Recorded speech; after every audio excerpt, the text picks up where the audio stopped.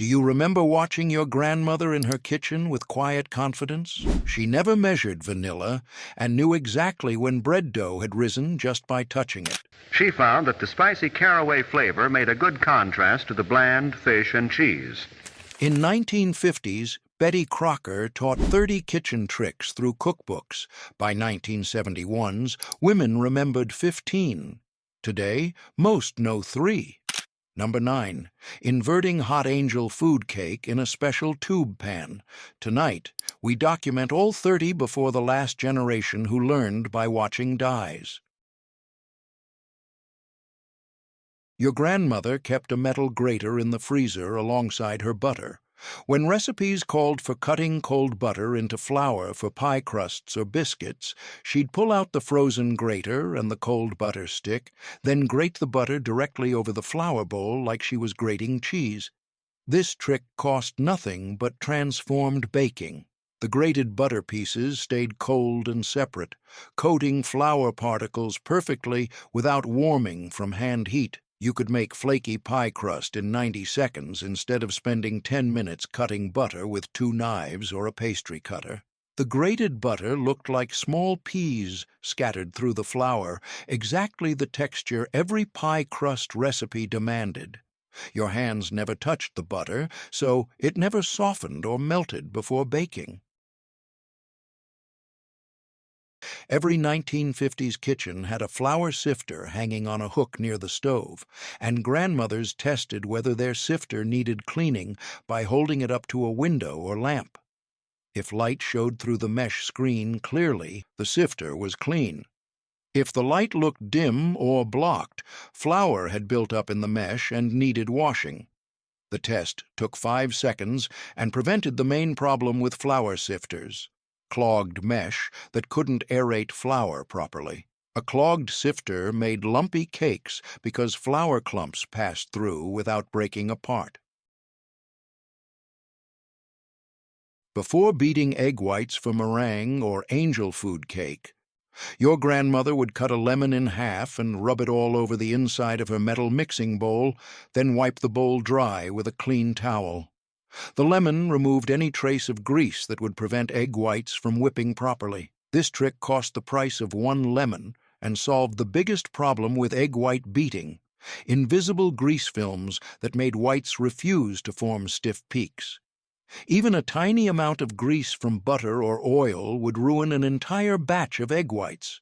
The lemon acid cut through grease better than soap and water, and it evaporated completely, leaving no flavor behind. Grandmothers knew that even clean-looking bowls could have grease films from previous baking, so they lemon-wiped before every meringue. Your grandmother never used toothpicks to test cake doneness because toothpicks cost money and had to be bought at stores. Instead, she used a piece of uncooked spaghetti, breaking off a 2-inch length and inserting it into the cake center exactly like a toothpick. When brown sugar hardened into unusable rocks in its box, your grandmother would place a slice of fresh bread in the container, close the lid tightly, and leave it overnight. By morning, the brown sugar would be soft again, having absorbed moisture from the bread. This trick cost 1 slice of bread and saved throwing away expensive brown sugar that had turned to stone. Stop and think about what just happened. Your grandmother grated frozen butter, tested her sifter with light, wiped bowls with lemon, used spaghetti instead of toothpicks, softened sugar with bread. 5 tricks, 5 different problems solved without spending a penny. She didn't Google solutions. She just knew them. 25 more tricks prove how deep this knowledge ran.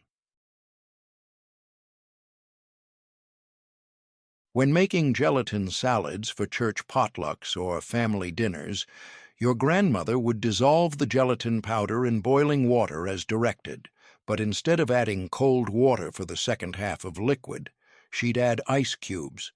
The ice would melt while cooling the gelatin mixture instantly, cutting setting time from 4 hours to 90 minutes. This trick saved time on busy days when she needed gelatin salad ready for dinner but forgot to start it early enough. The ice cubes chilled the mixture so quickly that she could add fruit, vegetables, or marshmallows within 30 minutes instead of waiting hours for the gelatin to cool enough to hold suspended ingredients.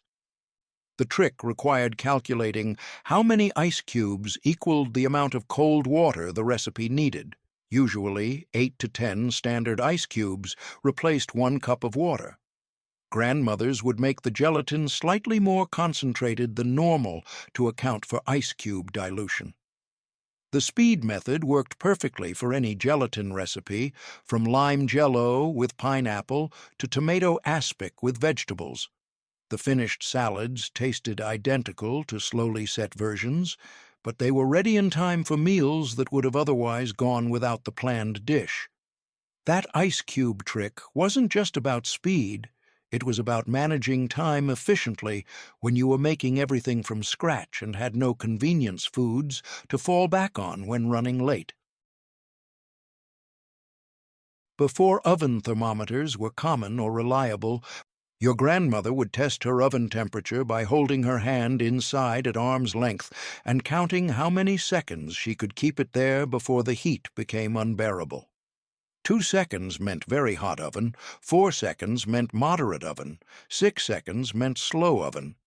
This trick cost nothing and worked because human hands are remarkably consistent at sensing heat levels.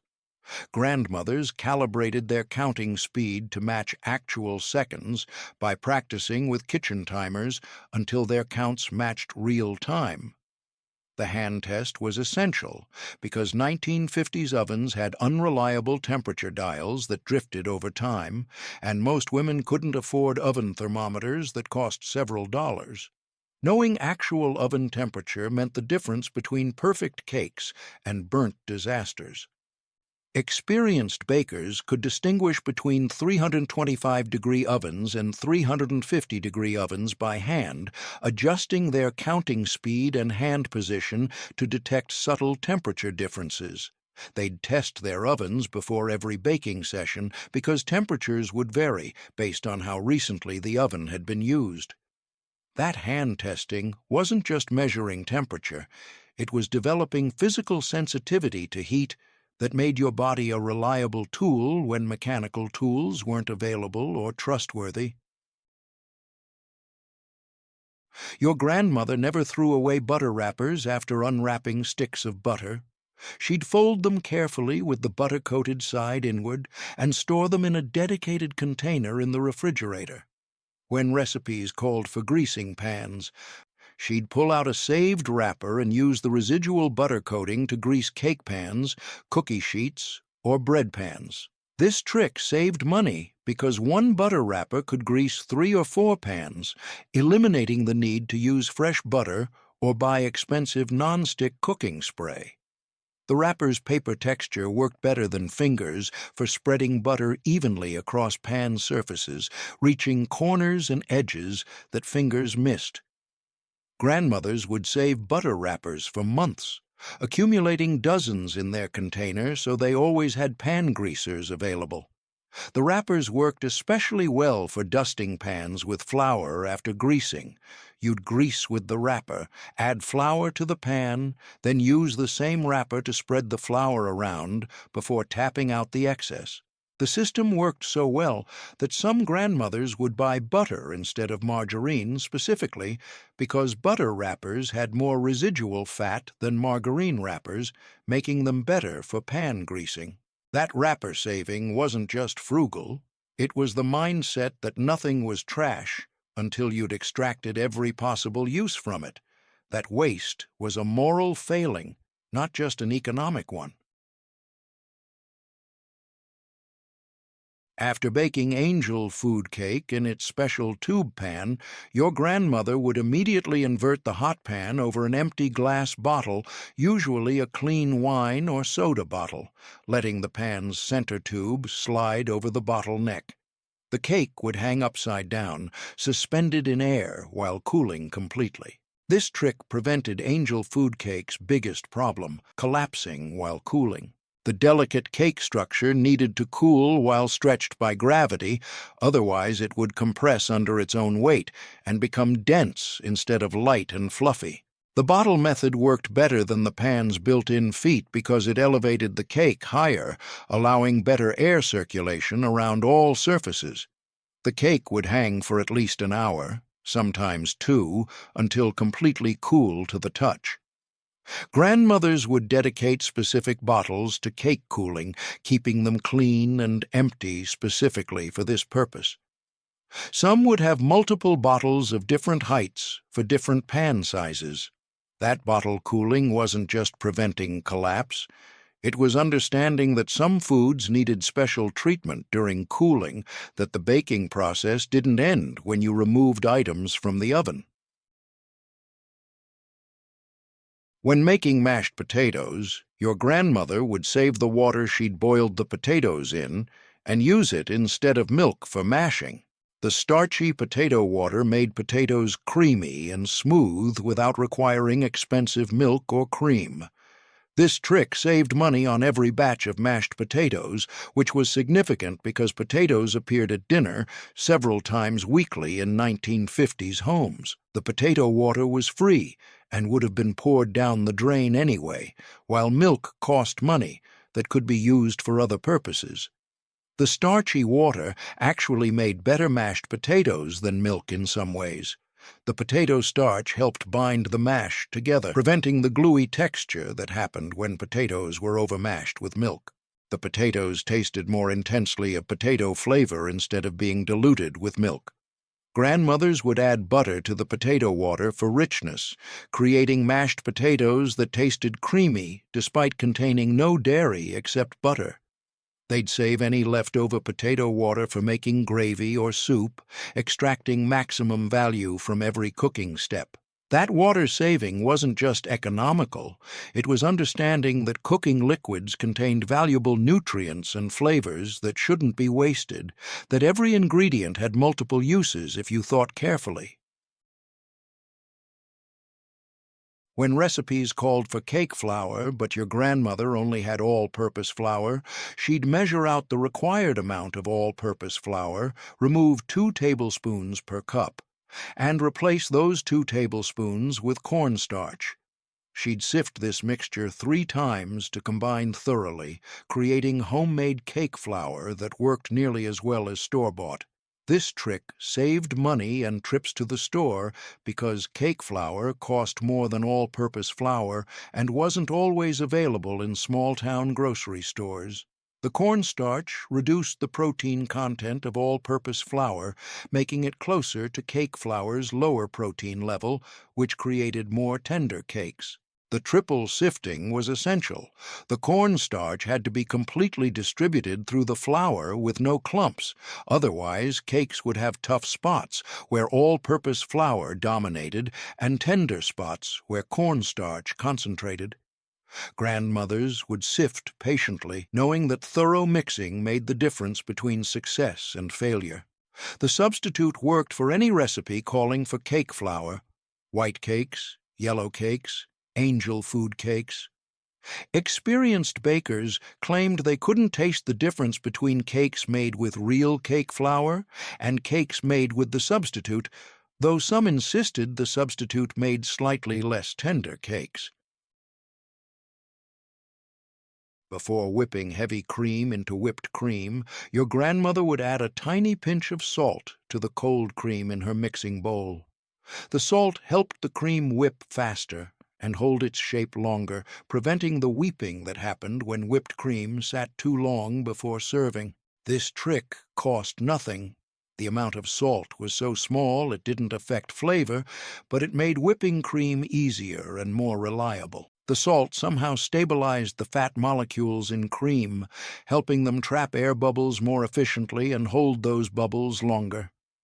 Grandmothers discovered this trick through experimentation and word-of-mouth sharing, not from official Betty Crocker sources. They'd pass it along to daughters and neighbors with the warning that too much salt would ruin the cream, that the pinch had to be tiny. When brown and serve rolls became popular in the 1950s, your grandmother discovered they tasted better if she brushed them with butter before the final browning, then immediately after removing them from the oven, wrapped them in a clean dish towel while still hot. The trapped steam would soften the rolls' crusts, making them taste more like homemade bread.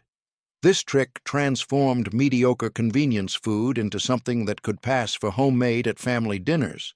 The butter added richness that the factory rolls lacked, and the steam softening eliminated the main complaint about brown and serve rolls: their tough, dry crusts.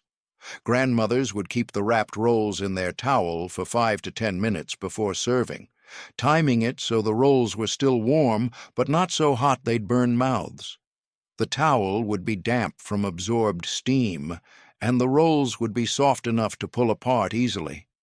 This trick mattered because brown and serve rolls represented a compromise. They saved time compared to making rolls from scratch, but they tasted inferior to real homemade rolls. The butter and steam treatment closed that quality gap enough that families would accept the convenience without complaining about the taste.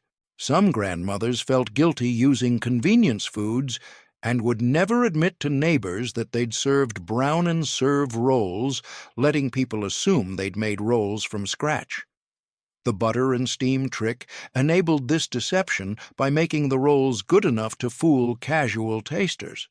That roll refreshing wasn't just improving convenience food, it was navigating the tension between traditional cooking expectations and modern time pressures, finding ways to save time without sacrificing too much quality or family satisfaction. Your grandmother never assumed baking powder was still good just because the can wasn't expired. Before using baking powder in recipes, she'd test its strength by dropping a teaspoon into a glass of hot water. If the mixture fizzed vigorously, the baking powder was fresh. If it fizzed weakly or not at all, the baking powder was dead and needed replacing. This trick prevented the disaster of flat cakes and dense biscuits caused by inactive baking powder. Baking powder lost its leavening power over time, especially if exposed to humidity, and could fail even before the expiration date printed on the can.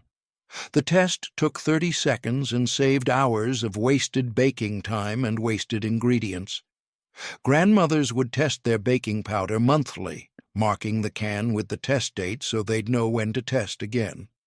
Some grandmothers kept 2 cans of baking powder, one for regular use and one backup can stored in a cool, dry place to ensure they always had fresh leavening available. They'd rotate the cans, moving the backup to active use when the active can tested weak. The fizz test worked because baking powder's leavening action depended on chemical reactions between its acidic and basic components. When those chemicals degraded, they stopped reacting, and the fizz test revealed that degradation before it could ruin baked goods. That powder testing wasn't just checking freshness. It was refusing to trust labels or assumptions, verifying everything through direct testing, taking responsibility for results instead of blaming recipe failures on bad luck. Alternative: before parchment paper became widely available, your grandmother would grease cookie sheets with butter, then dust them lightly with flour, tapping out the excess.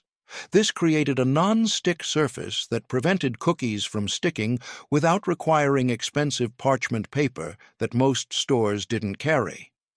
This trick worked for all cookie types: drop cookies, rolled cookies, slice and bake cookies. The thin flour layer kept cookies from sticking while allowing bottom surfaces to brown properly, unlike thick flour coatings that made cookies taste pasty. Grandmothers would grease and flour their cookie sheets between every batch, wiping off crumbs and burnt flour spots before re-greasing. The process took 2 minutes, but ensured that every cookie batch released cleanly from the pan. Some grandmothers preferred greasing with shortening instead of butter, claiming shortening created more reliable non-stick surfaces. Others insisted butter was superior because it added flavor to cookie bottoms. The debate continued for decades with passionate advocates on both sides. The grease and flour method had one disadvantage: it made cookie bottoms slightly softer than cookies baked on parchment paper, which some bakers disliked. But most families preferred slightly soft cookie bottoms to the alternative of cookies that stuck to pans and broke when removed.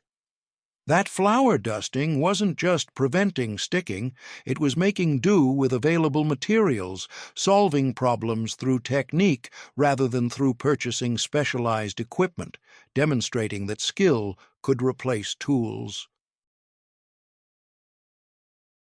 When pie crust's edges browned too quickly while the filling remained undercooked, your grandmother would cut strips of aluminum foil about 2 inches wide and wrap them around the pie's rim, creating a protective barrier that reflected heat away from the edges while allowing the center to continue cooking. This trick saved pies that would otherwise have burnt edges and raw centers, a common problem with fruit pies that required long baking times.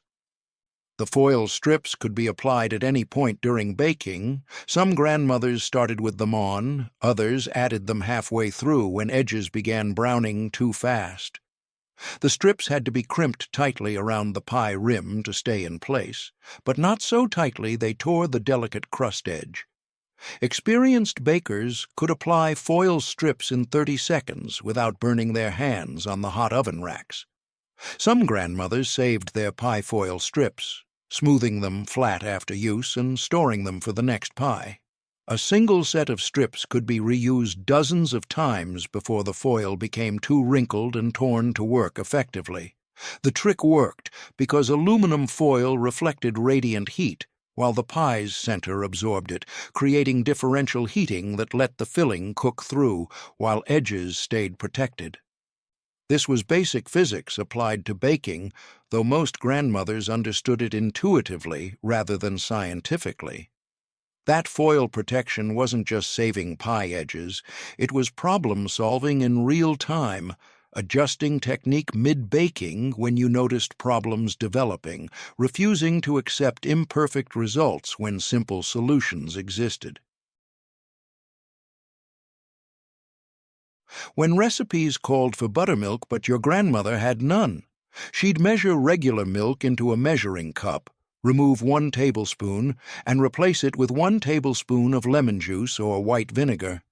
She'd stir and let it sit for 5 minutes, during which the milk would curdle and thicken, creating sour milk that worked identically to buttermilk in recipes. This trick saved trips to the store because buttermilk wasn't a staple ingredient that families kept constantly available. It was specialty ingredient bought only when needed. The lemon milk substitute cost pennies and could be made instantly from ingredients every kitchen contained. The curdled milk looked unappetizing, lumpy and separated, but it functioned perfectly in pancakes, biscuits, cakes, and any other recipe requiring buttermilk's acidity and tang. The acid reacted with baking soda to create leavening, exactly like real buttermilk. Grandmothers would make exactly the amount of substitute buttermilk their recipe needed, never making extra because it didn't keep well. The 5-minute waiting period was essential. If you used the milk immediately after adding lemon juice, it hadn't curdled enough and wouldn't work properly.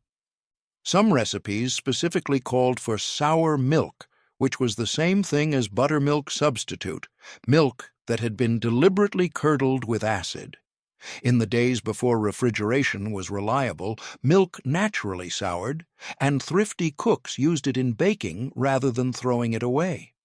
That buttermilk substitute wasn't just replacing one ingredient with another.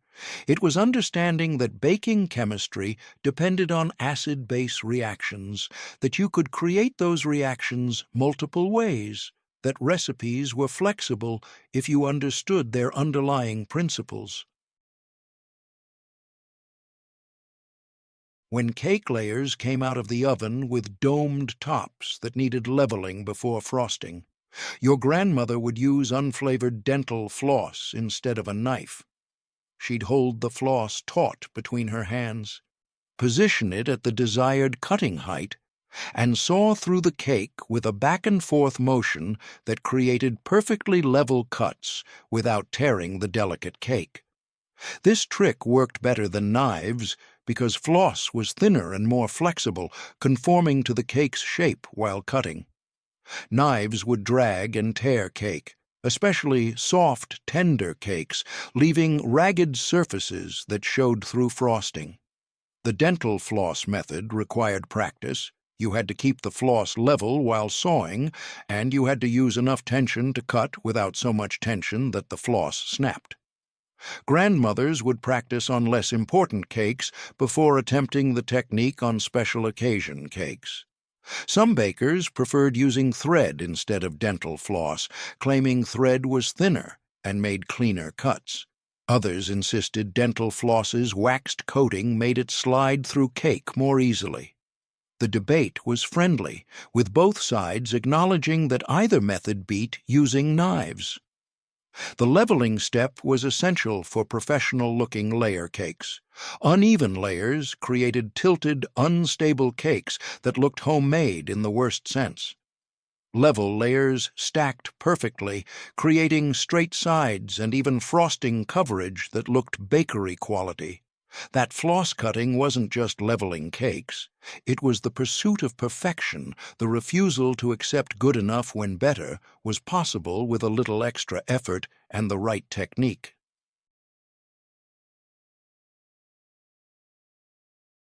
When measuring sticky shortening like Crisco, your grandmother would pack it into the measuring cup as usual, but before scooping it out, she'd fill the measuring cup with cold water.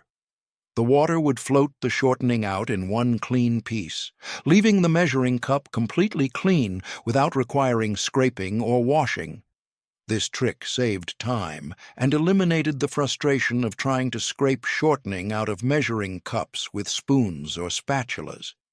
The shortening would release so cleanly that you could use the measuring cup again immediately for other ingredients without washing it first. The water method worked because shortening was hydrophobic. It repelled water and wouldn't mix with it. The water would slide under the shortening, lifting it free from the cup's surface without contaminating it. Grandmothers would pour off the water before adding the shortening to their recipe, or would use the shortening-water combination in recipes where water was an ingredient anyway. The tiny amount of water clinging to the shortening never affected recipe results. Some bakers preferred measuring shortening by the displacement method, filling a measuring cup partially with water, then adding shortening until the water level rose to the desired measurement. This method was more accurate but required mental math to calculate the correct final water level. That water release trick wasn't just easy cleanup. It was understanding material properties, knowing that ingredients behave differently in different conditions, using that knowledge to make kitchen work easier. When bread became stale but not moldy, your grandmother would sprinkle the entire loaf lightly with water. Place it in a brown paper bag, close the bag, and put it in a 350-degree oven for 10 minutes. The bread would emerge warm, soft, and nearly as fresh as the day it was baked. This trick extended bread's useful life by several days, which mattered when families bought bread once or twice weekly and couldn't afford to throw away stale loaves. The water created steam inside the paper bag, which rehydrated the bread's starches and softened its texture. The paper bag was essential. Without it, the bread would dry out further in the oven instead of softening. The bag trapped steam while allowing enough heat through to warm the bread thoroughly. The revival worked best on bread that was 1 or 2 days stale. Bread that was very dry and hard could be improved but never fully restored. Grandmothers would check the bread at 8 minutes, squeezing it gently to test softness, and would add 2 more minutes if needed.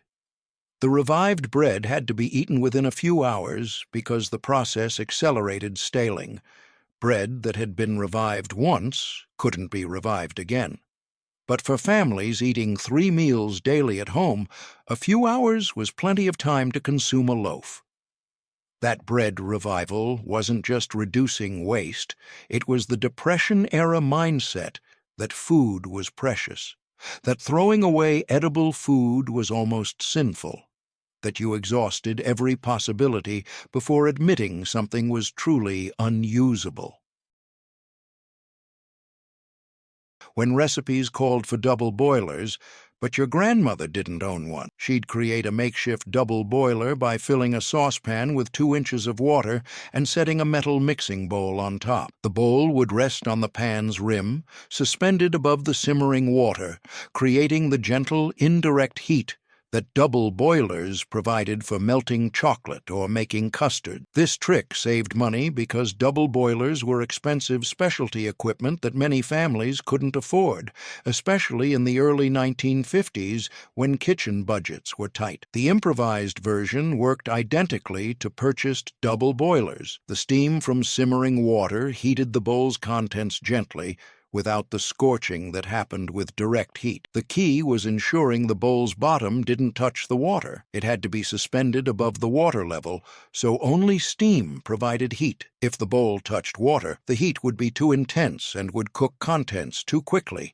defeating the double boiler's purpose. Grandmothers would test their improvised setup before adding ingredients, making sure the bowl sat securely and wouldn't tip or slide. Some would use specific bowl and pan combinations that they'd tested and knew worked perfectly, keeping those pairs together in their cabinets. The improvised double boiler had one advantage over purchased versions. You could use different-sized bowls depending on recipe quantities, while purchased double boilers came in fixed sizes. A small bowl worked for melting 2 ounces of chocolate, a large bowl for making custard for 8 people. The steam heat was perfect for temperature-sensitive tasks like melting chocolate without seizing, making hollandaise sauce without curdling, or warming delicate ingredients that would break down under direct heat. The gentle, even heating gave cooks control that direct heat couldn't provide. That double boiler improvisation wasn't just saving money,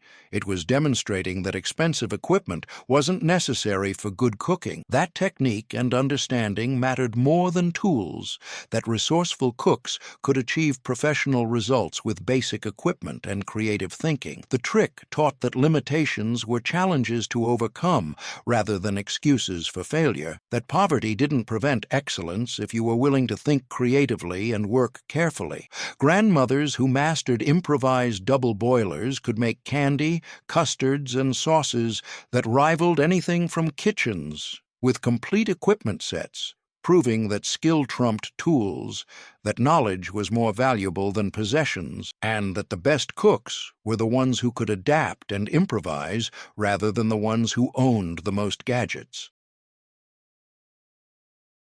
When recipes required separating eggs into whites and yolks, your grandmother would crack each egg sharply on the counter edge, pull the shell halves apart over a small bowl, and transfer the yolk back and forth between the shell halves while the white dripped into the bowl below. She'd perform this operation quickly and confidently, rarely breaking yolks, even though one speck of yolk in the whites would ruin meringue or angel food cake. This trick required practice and nerve. You had to crack eggs decisively without hesitation, and you had to transfer yolks between shells smoothly without puncturing the delicate yolk membrane on sharp shell edges. Grandmothers developed this skill through daily cooking, separating hundreds of eggs until the motion became automatic. The confidence was essential because tentative, careful egg cracking actually broke more yolks than bold, decisive cracking. Eggs cracked too gently would crack incompletely, requiring additional taps that increased the chances of shell fragments contaminating the egg or puncturing the yolk. Grandmothers would separate eggs one at a time over a small bowl, transferring successful whites to a larger bowl only after confirming the white contained no yolk. If a yolk broke, only that one egg was ruined rather than contaminating an entire bowl of whites. The shell transfer method was faster than using egg separators, which were gadgets that cost money and took up drawer space. The shells were free and worked perfectly if you had the skill to use them properly. Some grandmothers could separate a dozen eggs in under 2 minutes, working so quickly their hands were a blur of cracking and transferring. Others worked more slowly but with equal accuracy, taking their time to ensure perfect separation every time. That egg separation skill wasn't just a kitchen technique, it was confidence built through repetition.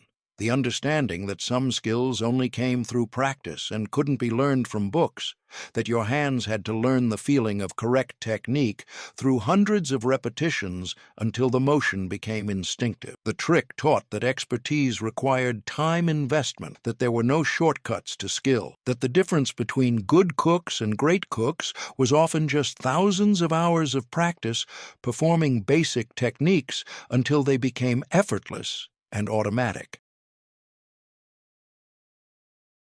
During the early 1950s, when butter rationing continued after World War II, your grandmother would stretch 1 pound of butter into 2 pounds by beating it with an electric mixer while slowly adding 1 can of evaporated milk. The mixture would whip into a fluffy, spreadable product that looked and tasted similar to butter, but cost half as much per serving. This trick saved money during rationing and continued being used after rationing ended because it made expensive butter affordable for large families on tight budgets. The evaporated milk added no flavor of its own, but contributed moisture and fat that blended seamlessly with butter's richness. The technique required patience. You had to add the evaporated milk slowly, just a tablespoon at a time, while beating constantly on high speed. Adding milk too quickly would cause the mixture to separate into greasy liquid instead of emulsifying into smooth spread. The finished product had to be refrigerated and used within a week because the added milk reduced the butter's preservative salt concentration, making it more perishable than regular butter. Grandmothers would make only what their families would use in a few days, beating fresh batches as needed. The stretched butter worked perfectly for spreading on bread or toast, but didn't work as well in baking because the added liquid changed recipe proportion. Experienced cooks kept regular butter for baking and used stretched butter only for table use. Some families never learned this trick was stretched butter. Children grew up thinking this was how butter normally tasted and were surprised when they encountered pure butter elsewhere. Grandmothers who used this method regularly would never admit it to neighbors, treating it as shameful secret rather than practical economy. That butter stretching wasn't just saving money, it was surviving on limited resources, making rationing bearable, feeding families adequately when supplies were restricted, demonstrating the creativity that scarcity demanded. The trick represented a specific historical moment when American housewives had to make wartime adaptations continue into peacetime because their budgets couldn't afford the return to pre-war abundance that newspapers and magazines promised was coming. When recipes required splitting cake layers horizontally to create multiple thin layers for fancy tortes, your grandmother would insert toothpicks around the cake's circumference at the desired cutting height, spacing them about 2 inches apart. The toothpicks created a visual guide that kept her knife level while sawing through the cake, ensuring even splits. This trick prevented the common problem of uneven splits that created wedge-shaped layers, thick on one side, thin on the other, that made finished cakes tilt and look unprofessional. The toothpick guides were foolproof because you could see instantly if your knife was drifting above or below the toothpick line. Grandmothers would use at least 8 toothpicks per layer, more for large cakes, creating enough reference points that even slight deviations from level became immediately obvious. They'd insert toothpicks just deep enough to hold securely without pushing through to the cake's other side. The sawing motion had to be gentle and patient. You couldn't rush through the cut or force the knife, or you'd tear the delicate cake structure. The toothpicks would be removed as the knife passed them, pulled straight out to avoid leaving large holes. The split layers would be separated carefully using using a large cake spatula or a cardboard round slid between the layers. The bottom layer would stay on its serving plate, while the top layer would be moved to a separate surface for filling application. Professional bakeries used specialized cake-splitting tools with adjustable height guides, but those tools cost more than most home bakers would spend on a single-purpose gadget. The toothpick method achieved identical results for the cost of a few toothpicks. That toothpick guide system wasn't just helping with cutting, it was democratizing fancy baking techniques, making elaborate European-style tortes accessible to American home bakers who couldn't afford professional equipment, proving that you didn't need expensive tools to achieve professional results if you understood the principles and could improvise clever solutions using everyday items. When rolling and cutting biscuits, your grandmother would gather the dough scraps left after the first cutting, press them gently together without kneading, and cut additional biscuits from the reformed dough. But she'd mark these second-cutting biscuits with a different pattern, maybe cutting them with a different size cutter or marking their tops with a fork, so she could identify them after baking. This trick mattered because second-cutting biscuits were always tougher than first-cutting biscuits due to additional handling and gluten development. By marking them, grandmother knew to serve first-cutting biscuits to guests or picky eaters, while saving second-cutting biscuits for family members who wouldn't complain, or for using as sandwich bread. The marking system prevented embarrassment when company came.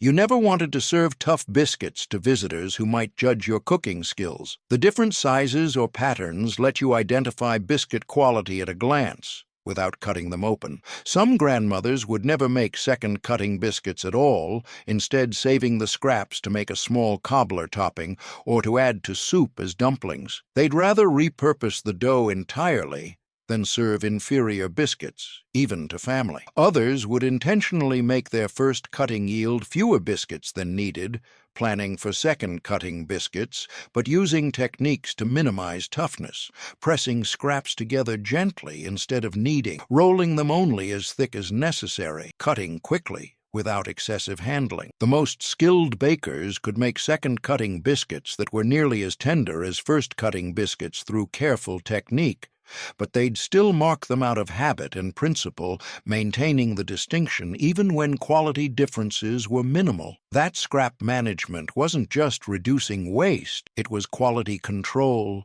maintaining standards, ensuring that what you served to others represented your best work, understanding that reputation mattered, and that serving substandard food, even in small ways, reflected poorly on your skills and your family. 25 tricks documented: foil protecting pie edges, lemon making buttermilk, floss leveling cakes, water releasing shortening, paper bags reviving bread. These weren't kitchen hacks.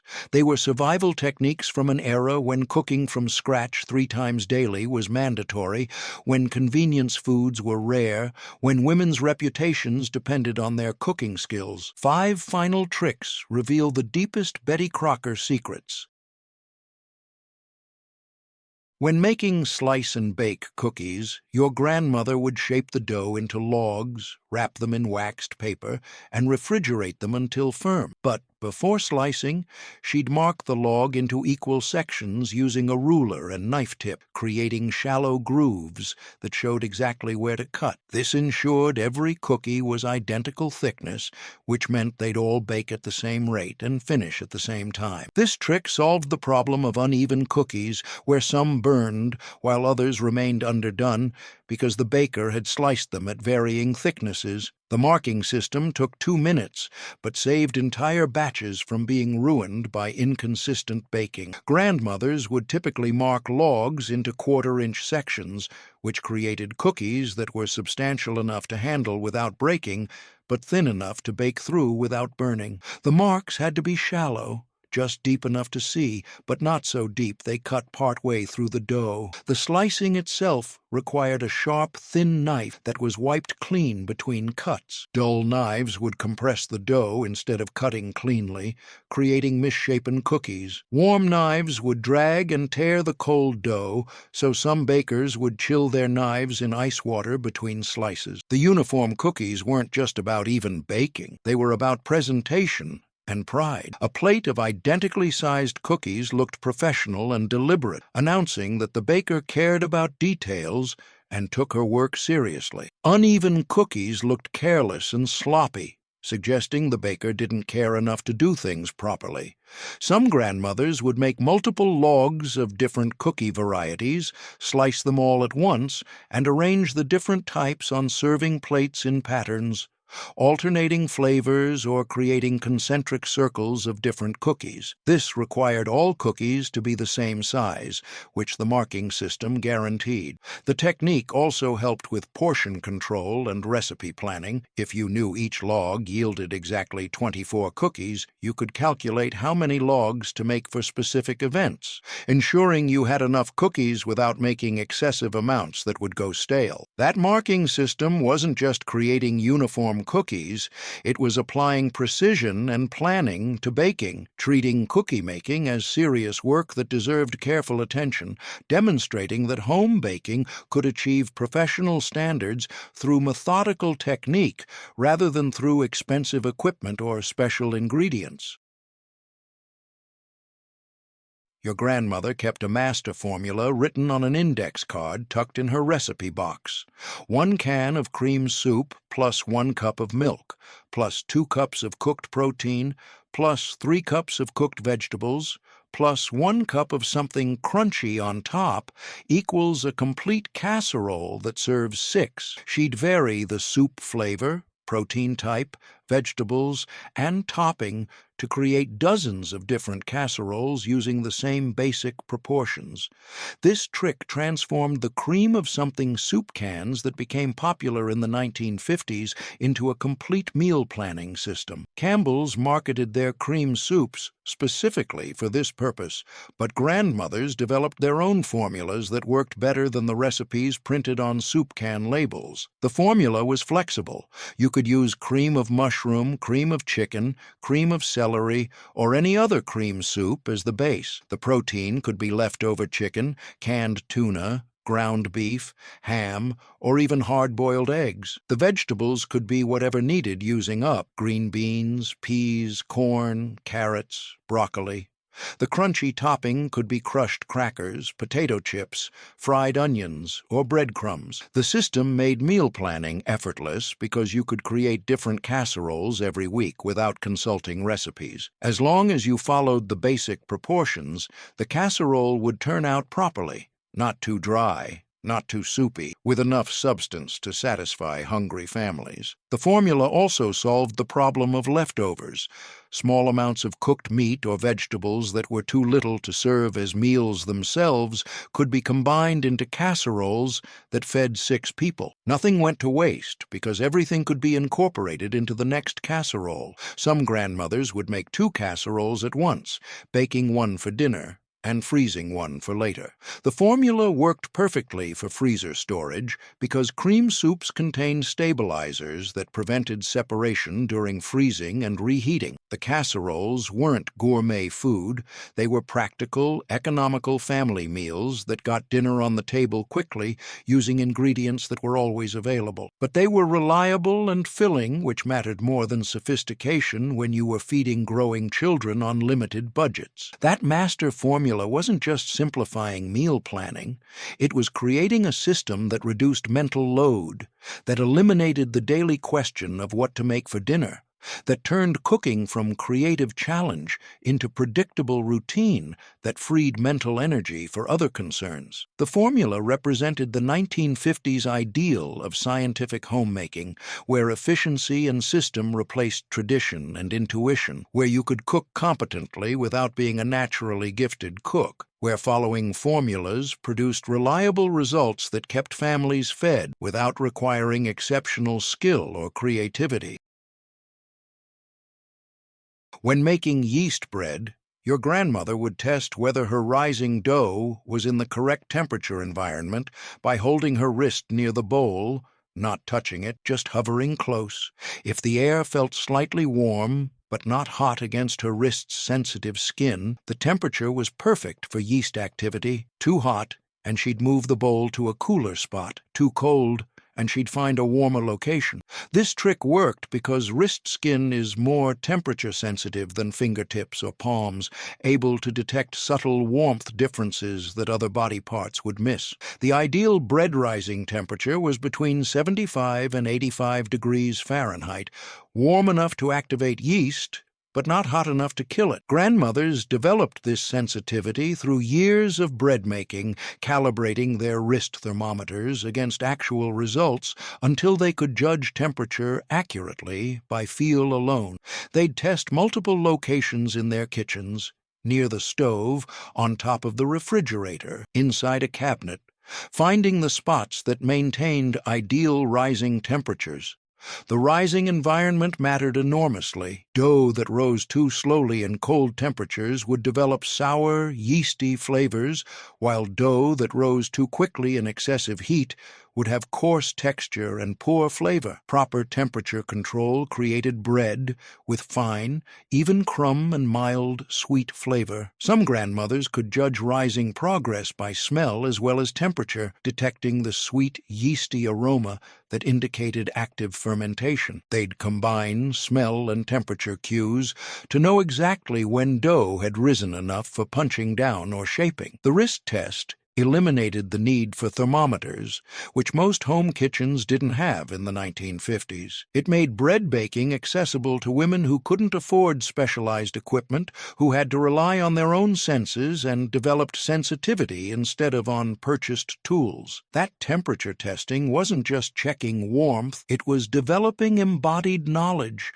training your body to become a reliable instrument, learning to trust physical sensations that had been calibrated through experience. The trick taught that your body could be more reliable than tools if you paid attention and developed sensitivity through practice. That equipment wasn't necessary for precision if you learned to read subtle cues, and that the best cooks were the ones who'd internalized knowledge so deeply it lived in their bodies rather than in their minds. When cakes or cookies became slightly dry but were still edible, your grandmother would place them in an airtight container with half an apple, cut side down so the apple wouldn't brown visibly, and seal the container overnight. The baked goods would absorb moisture from the apple, becoming soft and fresh-tasting again without taking on apple flavor. This trick extended the useful life of baked goods by several days, which mattered when families baked large batches that couldn't be consumed immediately. The apple method worked better than other moistening techniques because apples released moisture slowly and steadily without making baked goods soggy. The container had to be truly airtight. If air could escape, moisture would escape too, and the trick wouldn't work. Grandmothers would use metal cake tins with tight-fitting lids, or would cover plates with inverted bowls, or would use early Tupperware containers if they could afford them. The apple half had to be replaced every few days because it would eventually dry out and stop releasing moisture. Some grandmothers would use bread slices instead of apples, which worked similarly but had to be replaced more frequently. The trick didn't work on all baked goods. Items with frosting would become sticky and messy, and items that were supposed to be crispy, like cookies, would lose their texture. But for plain cakes, unfrosted cookies, and coffee cakes, the apple method was miraculous. Some grandmothers would intentionally underbake certain items slightly, knowing they'd use the apple method to finish softening them. This prevented overbaking, which couldn't be reversed, while underbaking could be corrected through moisture addition. The apple trick represented a broader principle, that baking problems could often be fixed after the fact if you understood moisture dynamics. Dry baked goods just needed moisture added back, which could be done through environmental humidity rather than through direct wetting that would make items soggy. That moistening system wasn't just reviving dry baked goods, it was refusing to accept waste. finding solutions to problems instead of throwing away imperfect results, demonstrating that cooking mistakes could often be corrected rather than discarded. The trick taught that perfection wasn't necessary if you knew how to improve things after the fact, that recovery was possible even when initial results disappointed, and that resourceful cooks could salvage almost anything through creative problem-solving. Your grandmother didn't cook Thanksgiving dinner by starting in the morning and hoping everything finished simultaneously. Instead, she'd work backwards from serving time, creating a detailed timeline that told her exactly when to start each dish, so everything would be hot and ready at the same moment. She'd write this timeline on a piece of paper taped to her kitchen cabinet, checking off tasks as she completed them. This trick transformed chaotic holiday cooking into manageable, systematic process, where nothing was forgotten and nothing was rushed. The timeline would start with 4 p.m., serve dinner, and work backward. 3:45, carve turkey, make gravy. 3:30, remove turkey from oven, let rest. 3:15, reheat rolls, continuing back to 8 a.m. Put turkey in oven. The system required knowing how long each dish took to cook and how long it could hold after finishing. Turkey needed 30 minutes resting after roasting. Mashed potatoes could be made an hour ahead and kept warm. Rolls needed 15 minutes in the oven. Gravy had to be made at the last minute using turkey drippings. Grandmothers would develop their personal timelines through years of experience, adjusting times based on their specific ovens, their family's preferred serving time, and their menu choices. The timeline would be reused year after year, modified slightly as recipes changed, but maintaining the same basic structure. The timeline also helped with oven management. You couldn't cook everything simultaneously in one oven, so you had to sequence dishes using oven time efficiently by cooking items that required the same temperature together and scheduling lower priority items for times when the oven would be free. The system prevented the common Thanksgiving disaster where the turkey finished an hour late and everything else sat getting cold, or where the turkey was ready but side dishes weren't started yet. The timeline ensured coordination that made the meal feel effortless, even though it required cooking a dozen different dishes. Some grandmothers would assign tasks to family members using the timeline. At 2:00, you start mashing potatoes. At 3 you set the table, turning the timeline into a coordination system that got everyone involved and ensured nothing was forgotten. That backwards planning system wasn't just organizing Thanksgiving dinner. It was applying project management principles to cooking, treating meal preparation as complex operation that required planning and coordination rather than as intuitive process that would somehow work out. The trick taught that successful cooking wasn't about talent or luck, but about planning and system, that complicated meals became manageable when broken into sequential steps with specific timing, and that the difference between chaotic and smooth holiday cooking was simply the presence or absence of a written plan that accounted for every task and every minute. Tell me in the comments which trick your grandmother used, or which one your mother learned from Betty Crocker, because these 30 tricks weren't universal. They spread through communities differently, with some regions favoring certain methods, while other areas never heard of them. I know I've missed hundreds of variations that deserve documentation before the last generation who learned directly from Betty Crocker dies. I need to acknowledge something before continuing. Documenting these tricks required genuine research. I spent months interviewing women born between 1925 and 1945, women who were young wives and mothers in the 1950s, women whose memories of these techniques are fading, but who still remember them vividly when prompted with the right questions. This wasn't casual nostalgia. This was archaeology of domestic knowledge, recovering skills that were once essential but that disappeared within a single generation. These tricks weren't random tips. They were a complete system of kitchen knowledge that gave 1950s housewives confidence to cook anything without constantly consulting recipes or calling their mothers for help. When you knew how to substitute cake flour, test baking powder freshness, separate eggs confidently, and improvised double boilers, you could handle almost any recipe without fear of failure. Modern cooks, who depend on internet searches and cooking videos for basic techniques, have lost that systematic knowledge, that foundation of skills that made cooking feel manageable rather than intimidating. When these tricks disappeared, they took with them the confidence that came from understanding principles rather than just following instructions. Every trick documented here saved money. Stretching butter with evaporated milk, using butter wrappers for pan greasing, substituting ingredients rather than buying specialty items, reviving stale bread instead of throwing it away. These weren't optional money-saving tips. They were essential skills for families living on single incomes where every dollar mattered. The tricks made it possible to feed families well on minimal budgets, to serve homemade food that rivaled store-bought quality without spending store-bought prices. When we lost these frugality skills, we lost the ability to cook economically, making home cooking seem expensive compared to convenience foods, driving families toward processed foods that actually cost more per serving, but that seemed cheaper because they required no skill or knowledge to prepare.